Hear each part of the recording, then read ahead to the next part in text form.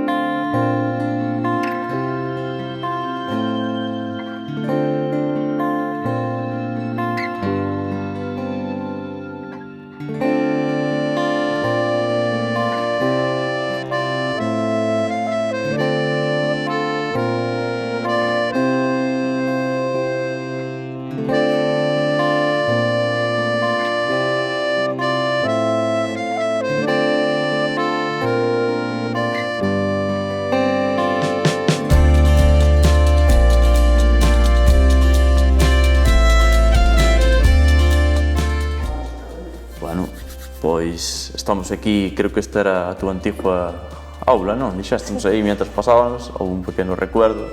En primaria. En primaria, que empezou un pouquiño todo. Bueno, antes de nada, quería tamén darche as gracias, porque estamos aquí en fechas señaladas e parastes un pouquiño todo para vir falar con nós, que eso sempre é máis que de agradecer.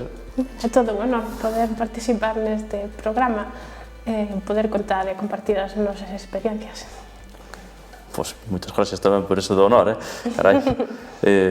Bueno, o teu tema é bastante complexo, digamos, porque non é precisamente de andar por casa, é un tema científico moi específico. A verdad que eu intentando informarme costoume bastante, non sei como serán os nosos espectadores, a verdad que sempre están bastante activos e bastante rápidos pillando as cousas, pero o que me gustaría é, máis que nada para poder centrar un pouquiño o tema tal, a que te dedicas en estes momentos? Pois actualmente estou a traballar na Universidade Técnica de Braunschweig, que é unha pequena cidade que está cerca de Hannover, na Baixa Sajonia, ou Niedersachsen en alemán. Estou a traballar no laboratorio do profesor Koster. A rama que me dedico é a neurociencia, que é a ciencia que se encarga do estudio do sistema nervioso. Mais en concreto, estudio a regeneración de un tipo de neuronas no peixe cebra, que usamos como animal de modelo de estudio. Mais en concreto, estudio a regeneración dun tipo específico de neuronas, que son as neuronas que se chaman de Purkinje, en honor ao investigador que as descubriu. Son as neuronas principais do cerebelo, que é unha rexión do cerebro que se encarga de múltiples funcións importantes do corpo, como son o mantemento do equilibrio ou aprendizaxe motor, que, por exemplo, cando aprendemos a escribir ou a andar en bicicleta, que unha vez que aprendemos non volvemos a olvidar. Eso que é tamén a memoria muscular, por exemplo? Sí, aprendizaje motor, lle chama. Vale. Entón, o que facemos é inducir xenéticamente a eliminación destas células e intentamos averiguar das células proxenitoras que volverían a regenerar estas neuronas, como e onde actúan, e intentamos así ver os mecanismos de regeneración. Tamén analizamos o comportamento, por exemplo, como se ve deteriorado e como se recupera unha vez que as neuronas regeneran. Bueno, xa no resumen faznos ver o que dixía eu, que é un pouquiño, pois, algo que non está no día a día, o que tratas ti. A mí o que me chama a atención son eses términos, sobre todo neurociencia, neurona, regeneración. Quero dicir, como te encontras con esos términos e que che fai seguir con eles para dedicarte a seguir investigando como sigues agora?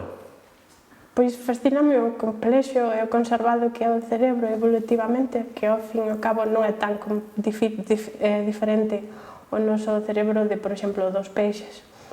Facendo unha comparación da complexidade que pode ter o cerebro, se nos imaginamos, por exemplo, a rede internacional de internet, onde moitos dispositivos están conectados entre eles, pois as neuronas serían máis ou menos eso. Cada unha das neuronas é un dispositivo que envían as señales a moitas outras neuronas. Esa complexidade, todo o que falta por descubrir, quizás é o que me atrae bastante, como unha necesidade interna que necesito sempre de non deixar nunca de aprender, continuando intentar descubrir responder novas preguntas. Como unha sensación de explorador, non? Sí, algo un pouco adictivo ao coñecemento. Dixestes aí algo que, canto menos, é chamativo, que é que o noso cerebro dos peixes, que non é tan diferente. Bueno, a simple vista dirías, pois somos totalmente polos opuestos, pero non sei, por que non é tan diferente? Por que se escolle desos peixes? Por que en concreto o peixe zebra? Porque hai miles, podría ser calquera, non? Bueno, somos moi parecidos e canto máis atrás no desenvolvemento, máis nos parecemos. E unha vez que nos vamos desenvolvendo, máis nos vamos diferenciando dos distintos grupos de animales, pero hai un patrón básico que compartimos todos. Un punto de referencia, digamos así. Sí, compartimos moitos xenes, por exemplo, o cerebro ten as mesmas divisións e as mesmas rexións que compartimos todos. O peixe cebra en concreto, pois porque hai moitísimos laboratorios a nivel mundial que están a utilizar este animal modelo. Ten moitas ventaxas, ademais de ser moi pequeniño, moi fácil de manter no laboratorio. Ten un ciclo de vida bastante corto, hai o desenvolvemento moi rápido. En 2 días xa eclosiona, xa temos larvas, en 3 meses xa volven a ser adultos e podemos ter unha nova xeneración. Ademais, podemos facer liñas transxénicas ou mutantes. Mutantes, a que te refieres concretamente? Porque a imagen que temos dun mutante non é moi agraciada, digamos, pero supoño que neste caso non é tanto nese camiño. Non, máis ben son mutacións moi específicas a rexións concretas do ADN sobre unha expresión dunha proteína en concreto que non varía nin altera o peixe en xeral, non sofre daños secundarios, digamos. Por exemplo, hai mutacións que afectan a pigmentación da pel, entonces podemos ter peixes cebra que, a diferencia dos que están na naturaleza, pois non teñen pigmentación e permite observar o cerebro porque está transparente prácticamente. As larvas tamén, cando son moi pequeniñas, tamén son transparentes. As mutacións tamén están dirixidas, por exemplo, para marcar certas células con proteínas fluorescentes. Entonces vemos debaixo do microscopio como se comportan as distintas células de distintos colores, vermello, verde, e podemos ver incluso como migran desde a súa orixe hasta o seu destino final. Incluso podemos facer vídeos vendo moverse as células. Estamos falando xa de mutacións, de fluorescencia, de movimento, pero supoño que todo isto irá encaminhado a algo, non? Que un pouco ao final o que interesa, supoño, son os resultados e demais. Entonces, este estudio a que vai encaminhado? É dicir, se ti dixeras, pois soñamos con conseguir X, que sería ese X?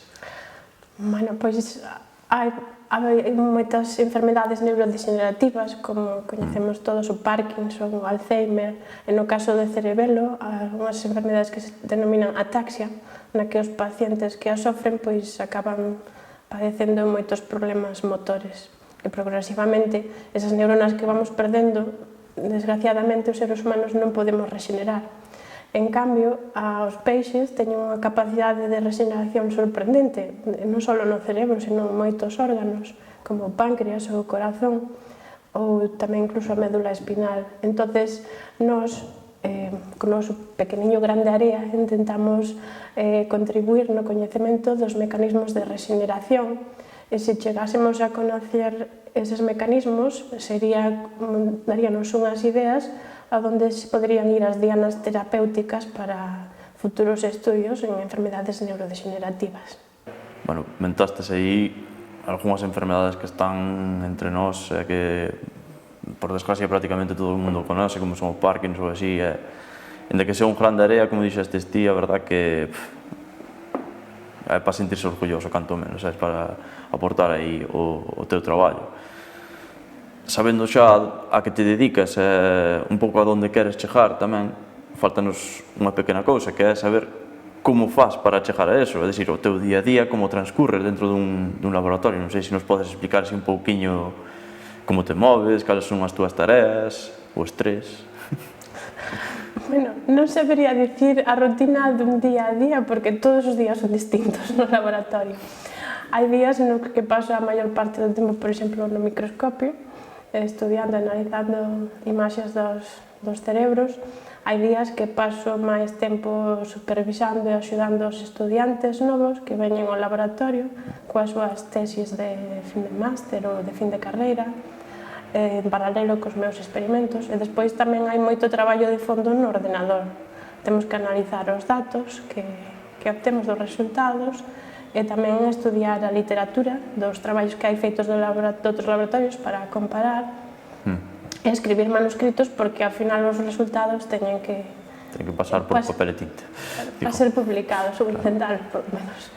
E despois tamén na investigación pois non é un traballo individual de todos, é moi importante o traballo en equipo. Entonces, semanalmente, por exemplo, reunímonos todos os membros do equipo e compartimos os resultados que temos, pero tamén os problemas, para que entre todos, como decimos en inglés, brainstorming, chuvia de ideas, creo que aportar solucións uns aos outros e axudarnos, porque ao final cada un é experto en algo moi específico, pero non somos expertos en todo. Claro. E despois tamén, pois, por exemplo, vamos regularmente, aunque non últimamente co problema do coronavirus, a conferencias internacionais, que é moi importante para darnos a coñecer e para coñecer outros laboratorios e así introducir novas técnicas e aumentar a rede de contactos e colaboracións, que é tan importante na ciencia. Polo que dis, polo menos, non é aburrido.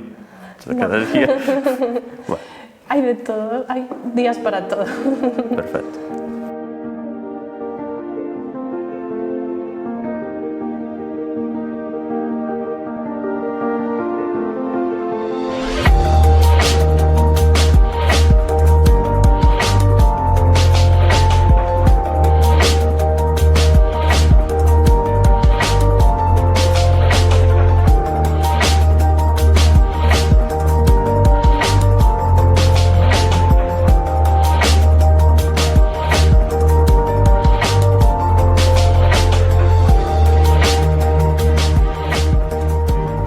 Bueno, cambiamos un pouquiño de tema, por eso tamén fixamos este pequeno recorrido para chegar a esta zona, porque ten un pouquiño que ver, de que forma un pouco tamén alejada, pero ten que ver co que me gustaría preguntarche ahora, porque recientemente tú estes unha nena, quero recordar. Entonces, eso implica algún cambio, porque nos dis que é un pouquiño parkour, un día unha cousa, outro día outra no laboratorio, pero supoño que agora tamén na casa empeza a ser eso. Entonces, como compaginas eses dous mundos actualmente? Porque tamén foi moi reciente. Bueno, si teño unha pequeniña princesa de 10 meses, que é a alegría máis grande de todas, e o ritmo de traballos pois sí que cambia. Antes se facía moitas horas extra, agora teño que compensalo con organizarme moito mellor nas horas que dedico ao traballo, planificar cada hora de traballo para que xestionar o máximo posible o tempo, poida facer varias tarefas ao mesmo tempo e así poder ao mesmo tempo ter varias horas ao día para estar co meu pequeno bebé. Ali poñemos facilidades ou como funciona? Bueno, temos un horario bastante flexible de traballo, non hai unha hora estricta de chegada e de salida. O que importa ao fin e ao cabo son os resultados, entonces xestionar máis o tempo é máis importante que a cantidad de horas que dedicas. o traballo e obter resultados, por suposto. Tipo guardería ou así, tedes? Sí, tamén hai guarderías. Pois eso da guardería, bueno, de momento ainda non pode ir, pero cando sea no futuro, pois supoño que te axudará un pouquiño a compaginar tamén. Pois, se che parece, esta zona xa finiquitámola no Colegio da Ponte, e agora cambiamos de sitio e empezamos a falar un pouquiño de outro tema. Vale. Parece? Sí. Probamos.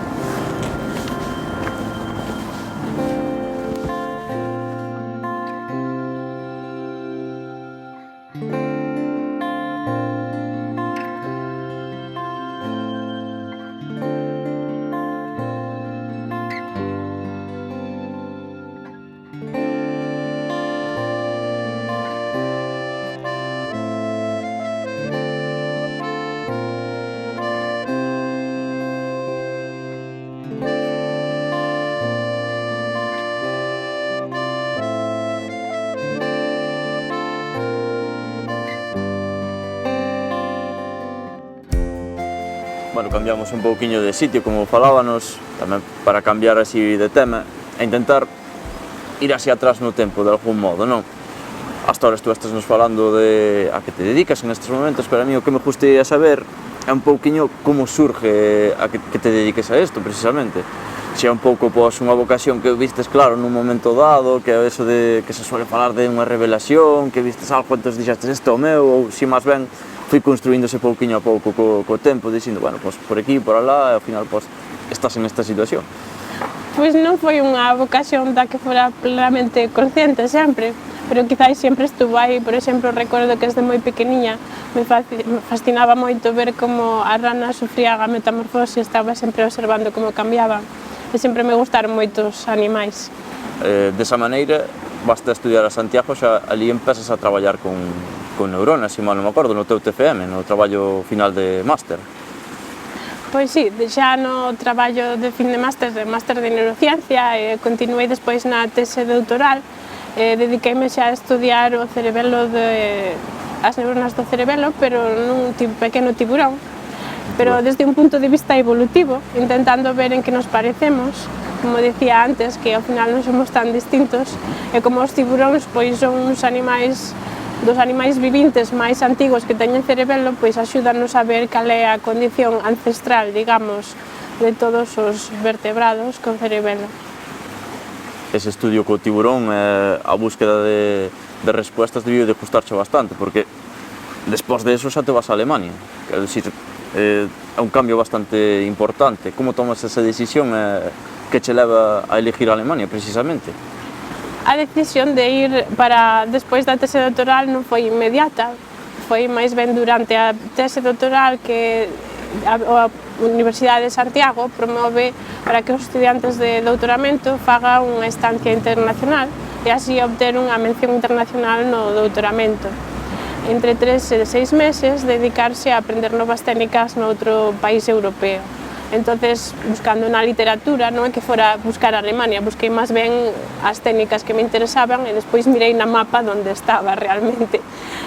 Fun facer unha estancia para que tamén hai becas disponibles e puden conseguir unha beca para esos 3 meses no laboratorio do profesor Costa xa. Bueno, entón, polo que nos dís, non é tanto que quixeras ir a Alemania como que Alemania era o punto perfecto para ir ti a continuar co teu camiño e a tua investigación, bueno, por así decirlo, non?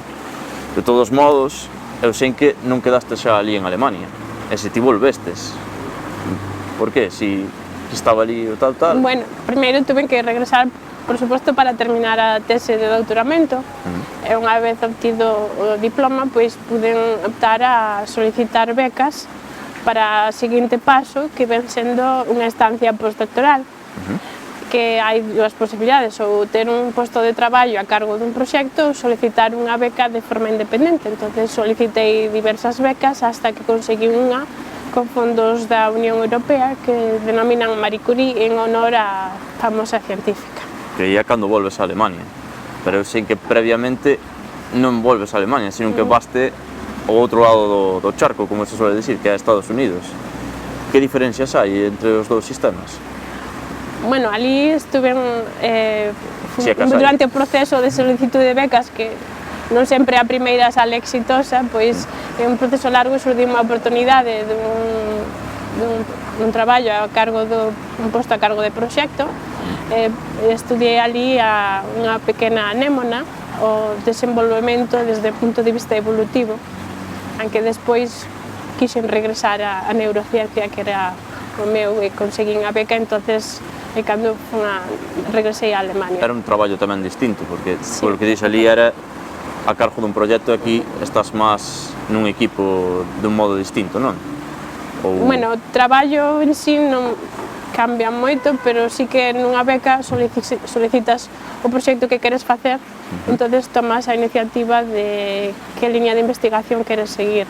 E cando estás a cargo dun proxecto, máis ben tes que facer rendir contas. Un proxecto que xa está determinado e tes que seguir. Pois por facer un resumen, ti estuvestes en España, despois fosteste a Alemania, despois volvestes a España, despois marchastes para Estados Unidos, volvestes a España e acabastes en Alemania agora, de momento. Dá a sensación como de que non é moi estable, non, isto da investigación. Non sei que opinas ti, como crees que se podría facer estable isto?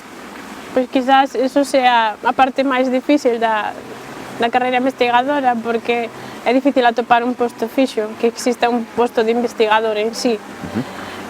Para elo, pois habría que ser, por exemplo, profesor titular dunha universidade, para o cal non é tan fácil, hai moi poucas prazas, hai que seguir unha serie de eslabóns, ter un currículum moi bo tamén. Que sería por oposición entrar neste... Sí, habería que... A universidade proporía unha plaza e habería que opositar a esa plaza. Bueno, ti agora estás en Alemania, pero non sei se conoces un pouco a situación de España. Como é? Parecida, distinta, ten as súas peculiaridades? Como está a investigación en España? Por suposto que en España hai investigación de excelencia. Hai moito camiño andado, pero claro, tamén hai moito camiño por andar. Incrementando máis os fondos públicos e privados poderíase facer moito máis. Bueno, entendo que ao mellor non é a pregunta que máis acae no teu campo, pero como crees que se podría conseguir máis fondos, como dis ti, que é o que se necesita? A resposta é simple e complexa ao mesmo tempo, porque claro, conseguir máis fondos sería intentar concienciar quizás máis a sociedade da importancia da investigación, conseguir máis fondos públicos, que unha maior porcentaxe deses fondos vayan destinados a investigar, pero tamén concienciar quizás a empresa privada que aporte algo máis á investigación, porque non é fácil que a corto plazo os beneficios non se ven, pero si a largo plazo os beneficios son bastante máis altos. Antes falastes-nos de, por exemplo, axudarlle moito a xente que padece unha enfermedade como Parkinson, que é un beneficio tremendo na sociedade. Tamén agora dixestes aí o de concienciar máis a xente. Eu creo que iso é un pouco a clave da cuestión. Ti crees que a xente realmente é consciente do que é a investigación, do que implica, dos sacrificios e dos beneficios tamén que acaban dando a largo plazo? Eu creo que a sociedade é cada vez máis consciente da importancia da investigación, aínda que se podría facer moito máis. Un exemplo claro é a situación que padecemos recentemente, desgraciadamente, coa pandemia do coronavirus, pero tamén vimos como con unha maior inversión, un maior esforzo, con moitísima xente colaborando, en moi pouco tempo se conseguiu fabricar unha vacuna. Tamén axudan as actividades divulgativas, como gracias a este programa, por exemplo, que podemos acercar á sociedade o que facemos no laboratorio. Outras actividades que facemos tamén na universidade, por exemplo, unha xornada de portas abertas, na que calquera cidadán se pode acercar e mostramos o que facemos, incluso facemos actividades para os nenos para que vexan un pouco como é a ciencia. Todo eso acerca a xente e permite facer un pouquinho máis de conciencia, non? Que é o que dis que necesita. Sí.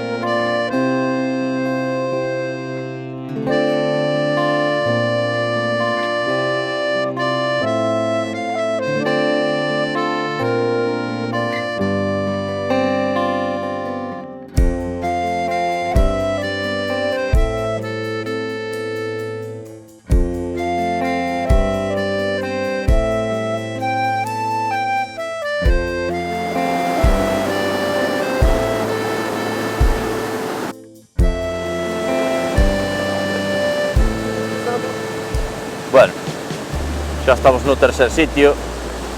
Este é un pouquiño máis peligroso para min, estando aquí a agua tan cerca, pero bueno, a verdad que é un sitio espectacular, que eu creo que non viñera nunca, además, así que ten delito o asunto. Pero bueno, ahora que estás así nun sitio tan bonito, a pregunta é obligada, nestas cuestións que sempre temos este espacio máis de futuro, máis tranquilo, máis tal, a pregunta é, volverás algún día a Galicia? Por suposto que me encantaría volver á miña terra, pero tamén depende das oportunidades, claro, que poida topar. A ciencia, ao tratarse de temas tan específicos, teria que encontrar un posto de traballo que fose afín a meus coñecementos e a miña experiencia. Bueno, aquí que hai en Santiago, non? Creo recordar. Bueno, están as universidades de Coruña, a de Santiago e a de Vigo. Bueno, hai tres aí, ao mellor, nunca se sabe, non? Non hai que descartar. Seguimos intentando. Claro, de todos modos, seguindo ali en Alemania, digamos, polo menos de momento, cal sería o teu soño? Que quererías alcanzar na tua investigación? Pois o que va gustame moito, e por suposto, encantaríame seguir contribuindo, informar novos investigadores, pero algún día gustaríame chegar a ser profesora da universidade. E ter un traballo estable desa maneira. Claro. A seguinte pregunta que che vou facer, a ver, non sei como definir, pero quizás sea un pouquiño infantil, pero faime ilusión, pois, ver se hai unha posibilidade, ainda que sea mínima, de que nun futuro o teu nombre os apareça, por exemplo, nos libros de texto, sabes? Que os nosos nenos de Camariñas vayan á escola e lean aí Sol Pos e que digan, vale, esta muller é da Ponte, estamos estudiando nós. Bueno, os meus estudios non son tan relevantes como para chegar a estar nun libro de texto. Para iso son os descubrimentos máis importantes que se fagan para relevancia directa para a sociedade. Os meus traballos, como moito, pois publicaríanse en revistas científicas, que é onde intentamos transmitir o que facemos, e son revistas que están en formato en papel, pero a maior parte da xente leas en formato electrónico. Buscaremos entonces un pouquiño nas revistas para poder verche.